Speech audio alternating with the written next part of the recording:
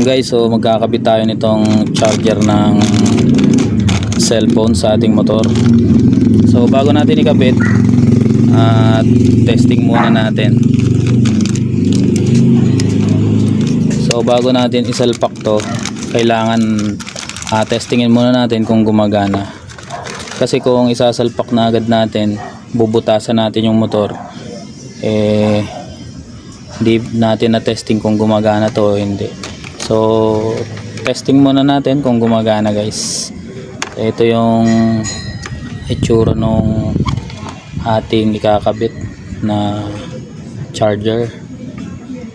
Ayan, 5 volts 2.1A. So dalawa siya.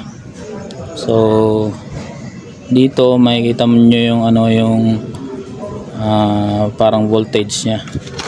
So tara, salpak natin. So itong black dito sa lang yan, negative, ganyan lang. Tapos itong red, so dito yan siya, positive.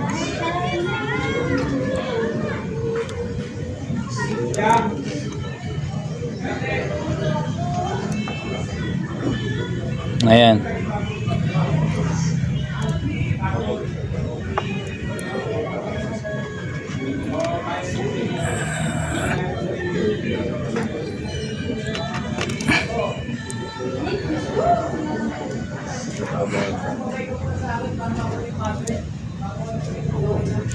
Ayan, so gumagana naman siya. Ayan, 12.9 volts yung output. So para makita natin na talagang gumagana, isalpak natin yung charger natin doon sa mismong cellphone. Para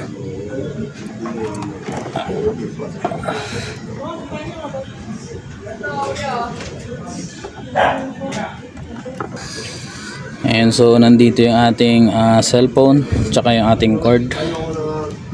Ayan, try natin kung gumagana.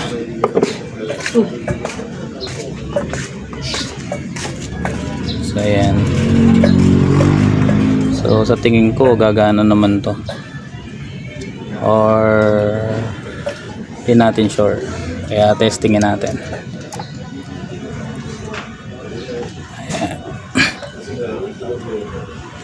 Dito yung ating cellphone.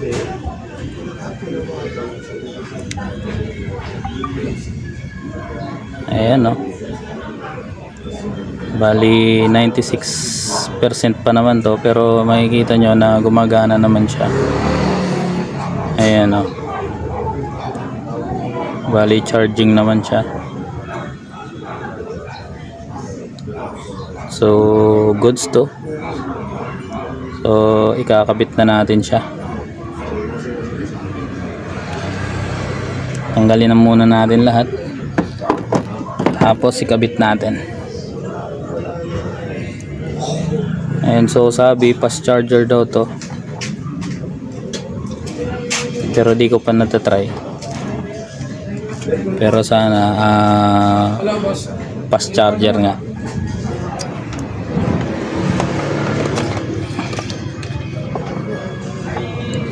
Ayan, so tanggalin na muna natin.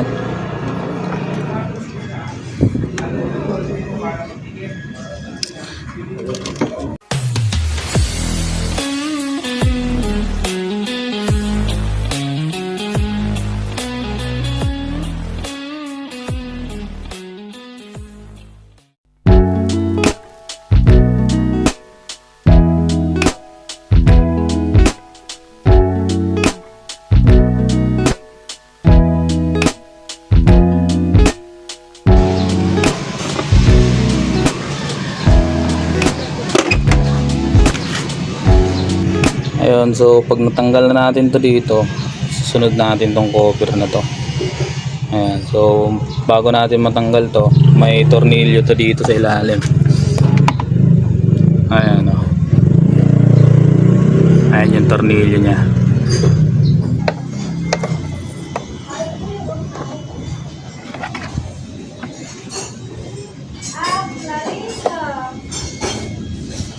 Ito yung babaklasin natin na medyo mahirap-hirap. Ayan, itong ano na to, part na to dito.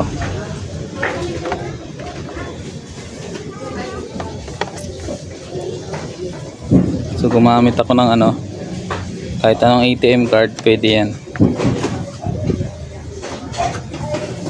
Pambaklas lang natin. Tignan natin tong isa. Ayan. Bali susungkitin nyo lang siya. Pasok nyo lang.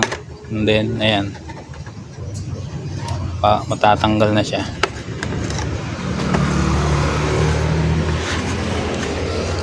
Yes.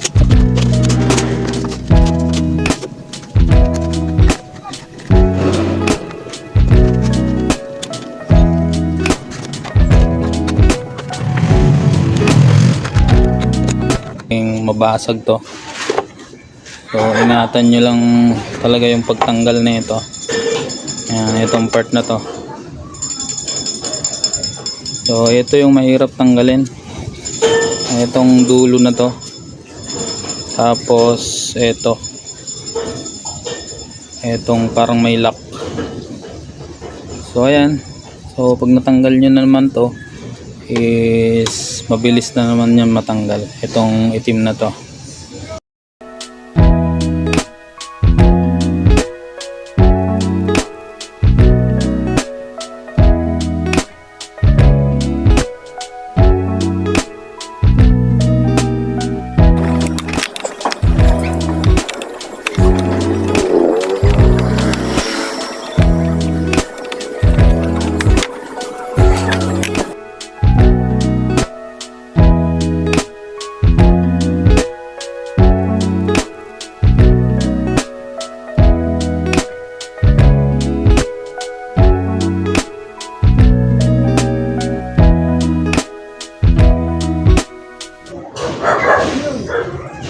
Ayan, so gusto ko sanang ilagay siya ng pagganito.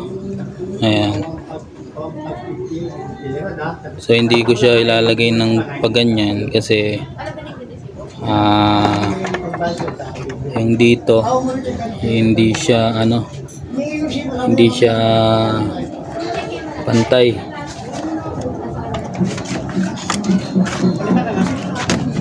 Yun, yung nandito hindi siya pantay, naka-curve siya. So pag dito nyo sa ilalim nilagay, ayan, so dito flat siya at pantay. So mas safe dito sa ilalim siguro kasi may nailagay akong power bank dito sa loob, hindi siya nabasa. So ibig sabihin mas safe siguro siya pag dito siya nakalagay, hindi siya mababasa ng tubig.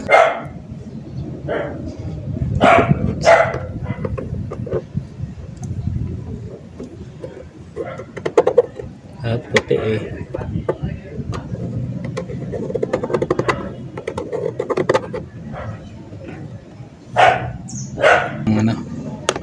kutsilyo para mabutasan. Ganyan po.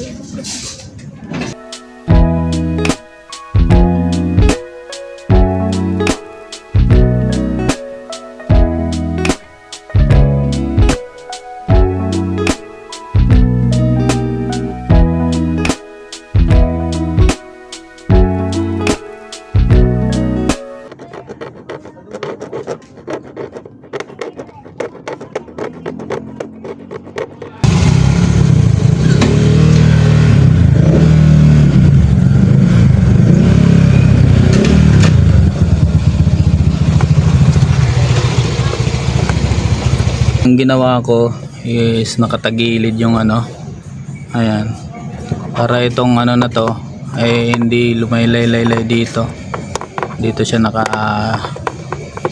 sampa sa gilid. Ayan ayan, so ayan, okay na. Ayan, okay yung pakalagay sa kanya. Tapos lagay na natin yung lock. Ito, lagay natin dito.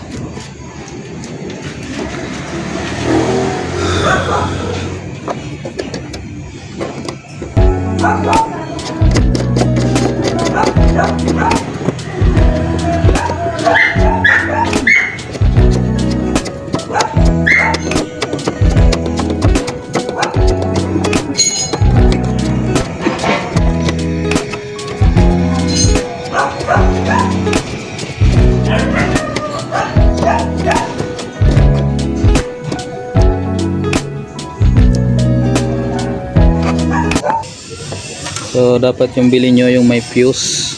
Yan. So in case of mag ano man siya, mag loose connection o mag short circuit, ito yung ano, ito yung mapuputol, yung ito mapuputol dito sa fuse. So ikabit na natin to, itong pula na to sa positive.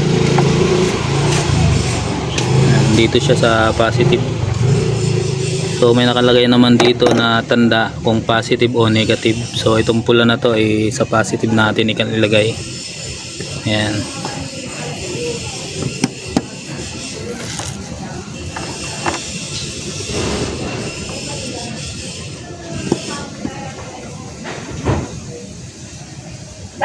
And then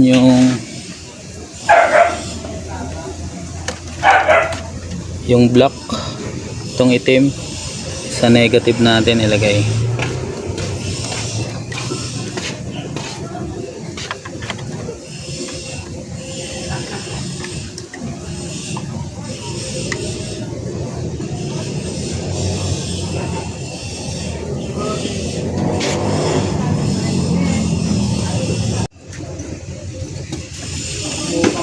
Yan, so buksan natin to at dito natin ikakabit yung negative terminal.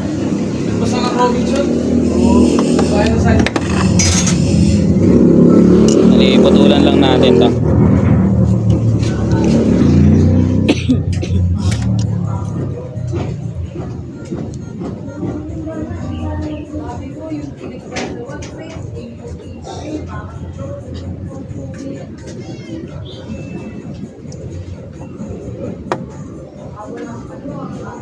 Paikot lang natin dito, tapos iipit natin.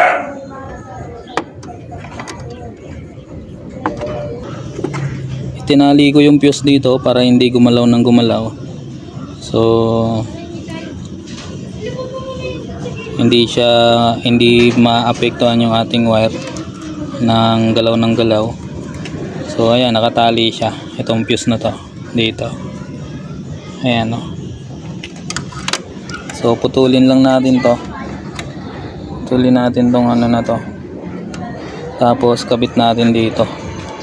Ayan, so kung mag-wiring kayo, ayan, makikita nyo naman itong may plastic na to. Ito yung kulay green. So hindi kayo dito. Dito kayo sa may plastic. Ayan, may plastic na yan. Kulay itim. Ayan, dyan yun siya isasalpak.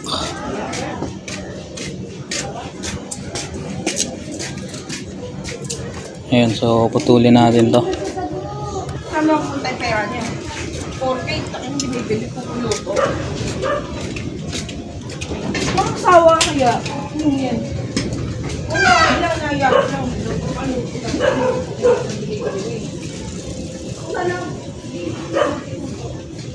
Kita nyo to na butas dito sa gitna. Sasalpak natin siya dyan, guys. Ayan, o, sa gitna. Ayan.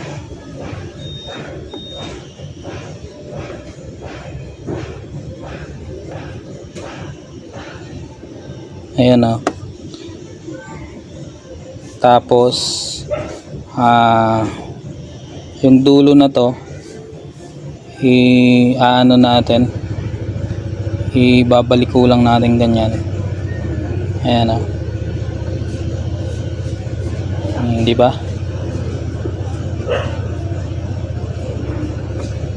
Di ba mas malinis? Saka natin isasalpak dito.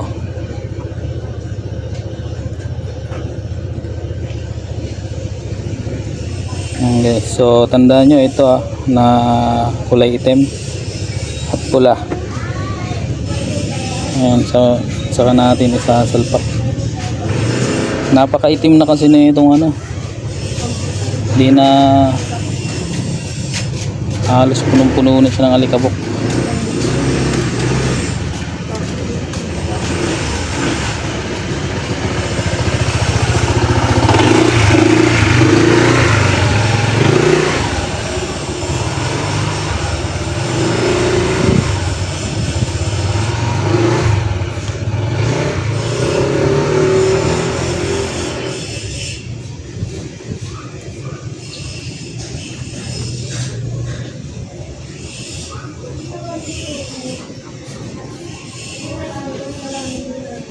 Siyempre, testingin muna natin siya bago natin siya ikabit.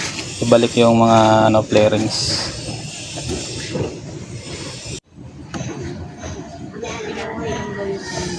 Ayun guys, so tapos na. Ayan, so tinalian ko na lang. Wala tayong cable tie. Nandito. Tinalian ko para hindi siya nagagalaw ng nagagalaw. Ayan. So dito naman tinalian natin dito para hindi siya nagagalaw. Yung pinaka puno dito sa may fuse. And then yung fuse tinalian natin ng ng wire. Ayan, so okay na siya.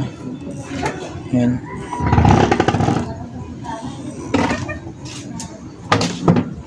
Kabit na lang natin siya. Check natin yung ano. Check muna natin kung gumagana. Ayan. So i-on natin. Ayan. So ayan. So nakikita nyo gumagana naman niya. 12.5 volts. Ganda sa kanya kasi mayroon siyang volts na reader.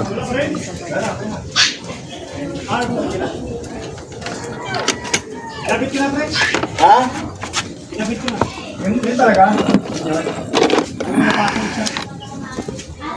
Ayan. So isaksak natin para sure natin kung gumagana talaga. Ayan.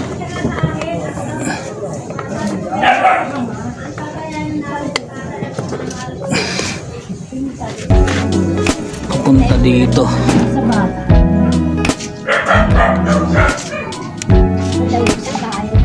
Ayan guys. Ayan.